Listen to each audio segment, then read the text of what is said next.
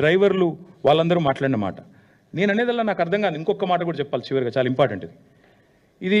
సరే case వీలేదో పెట్టిరియాలి, FIR పెట్టిండ్రు. Formula ఈవోలు కూడా ఏం చేసినారు తెలుసా? ఇక వాళ్ళు కూడా కేసు వేసారు. ఎందుకంటే ఒరిజినల్ అగ్రిమెంట్లో ఏముంది, ఏం డిస్ప్యూట్ వచ్చినా ఆర్బిట్రేషన్ కోవాలని ఉంది. అందుకే వాళ్ళు ఏం చేసిండ్రు, వీళ్ళు ఇంటర్నేషనల్ చేంబర్ ఆఫ్ కామర్స్ అక్కడ వాళ్ళు ఆల్రెడీ ఆర్బిట్రేషన్ కూడా ఫార్ములా ఈకి ఎంఎన్యూడి డిపార్ట్మెంట్ మధ్యన జరుగుతున్న ఈ తగాదా తేల్చండి. ఎట్లా అయితే మాంట్రియాల్కి సంబంధించి ఇందాక నేను చెప్పాను మీకు, మాంట్రియాల్ ఇది మీరు చూడండి, మాంట్రియాల్లో కూడా ఇట్లే రేస్ క్యాన్సిల్ అయింది. క్యాన్సిల్ అయినాక మరి ఫార్ములా ఈ వాళ్ళతో లిటిగేషన్ పోయినరు.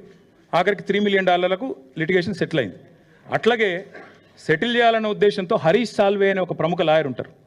ఆ లాయర్ని పెట్టుకొని వీళ్ళు లండన్ నుంచి వీళ్ళు ఈ ఆర్బిట్రేషన్ ప్రొసీడింగ్స్ కూడా వీళ్ళు స్టార్ట్ చేశారు. ఇది ఏది చెప్తలేదు ప్రభుత్వం.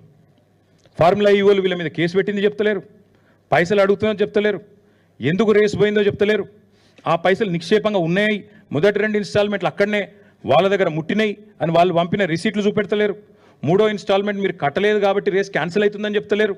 ఆఖరికి ఎఫ్ఎంఎస్సిఐ దగ్గర వచ్చిన పైసలు, వాపసు వచ్చిన పైసలు అవి తీసుకుంటందుకు కూడా వీళ్ళు ముందుకు వస్తలేరు. This is the fact of the matter.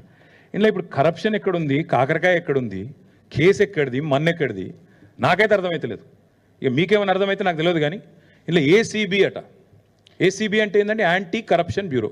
Corruption లేనప్పుడు ఏసీబీ ఎడికి వస్తుంది.